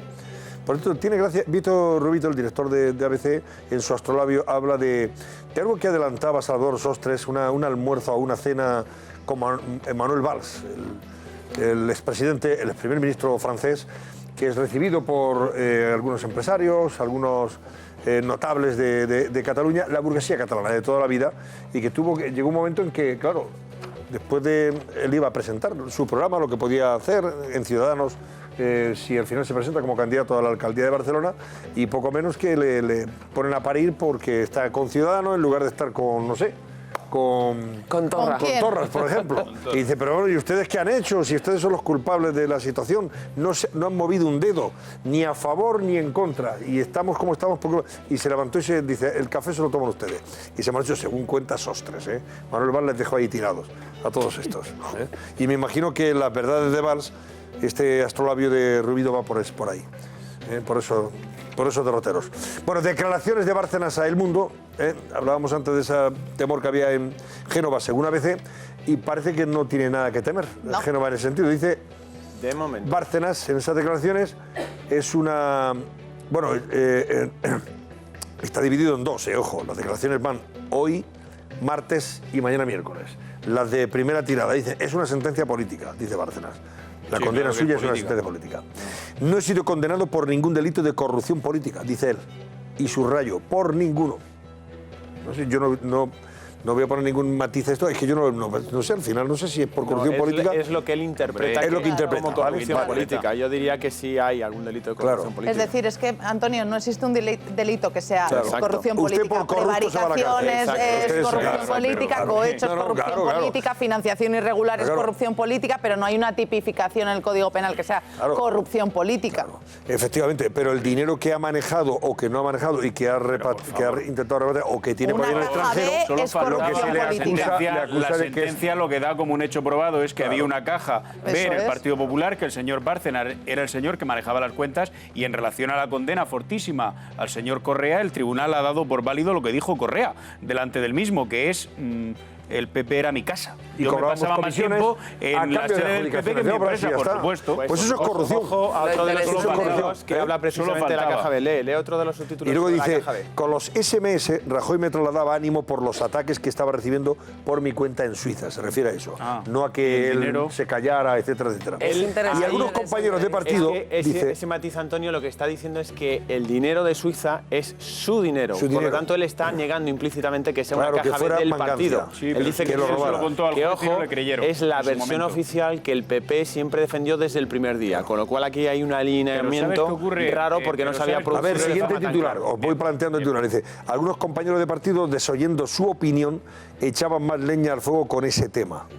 Algunos compañeros de partido, desoyendo la opinión de quién, de Rajoy, ¿se refiere? Yo creo que se refiere a la opinión de Rajoy y su propia opinión sobre esa financiación, sobre lo de Suiza. Bárcenas, por lo que cuentan, le ha dolido bastante, ha sido las descalificaciones de Maroto, Casado, diciendo este era un sinvergüenza, no formaba parte del partido, cuando Rajoy evidentemente se desmarca de él, pero le trata de otra manera. Con otro... Sí, y esas declaraciones son posteriores, porque antes, previamente, Carlos Floriano y otros dirigentes, siguiendo la línea Rajoy, empezaron a tratarla de manera distinta. Y dice también, yo no tengo grabado al presidente del gobierno, matizaré mis acusaciones en su momento. Eso es importante porque se estaba diciendo desde hace mucho tiempo que tiene grabaciones donde prueba que le dio dinero negro, etcétera, etcétera. Es que lo importante de esa entrevista es lo que dice y lo que insinúa. Exacto. O sea, yo hablo de grabaciones, tú ya haces una segunda lectura de mira lo que tengo guardado en casa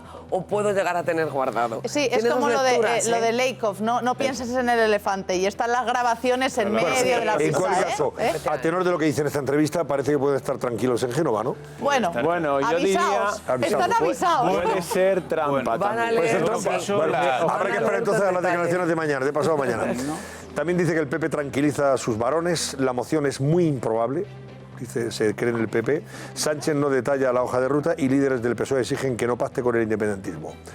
Más titulares, Rajoy opta por el técnico Hernández de Cos para relevar al INDE, al frente del Banco de España hasta 2014. Y empresarios catalanes proponen un estatut sin pasar por las Cortes. Vaya, porque que empresarios catalanes están proponiendo que haya un estatuto nuevo de autonomía sin pasar por las Cortes. ¿Qué hacemos? ¿Reformamos la Constitución o no? Ha sido el Círculo de Economía de Barcelona el que lo ha propuesto, que se vote ese estatuto para que se convierta de facto en la nueva Constitución de Cataluña. O sea, una verdadera es una verde extraordinaria. Lo único que faltaba. Y eso es lo que se ha propuesto. En fin. Bueno, vamos a hacer la última pausa de la noche y seguimos repasando los periódicos. No se vayan, que enseguida volvemos. continuación les avanzamos las portadas de los principales periódicos que encontrarán mañana en los kioscos. Esta noche en El Cascabel. Bueno, más titulares. Dice El País que el Partido Popular quiere un final rápido de la crisis para seguir con Rajoy. La moción de censura se celebrará el jueves y viernes de esta semana. Sánchez no hace referencia a unas futuras elecciones ni al voto independentista y Ciudadanos reclama un candidato diferente y una fecha electoral. O sea, nada nuevo.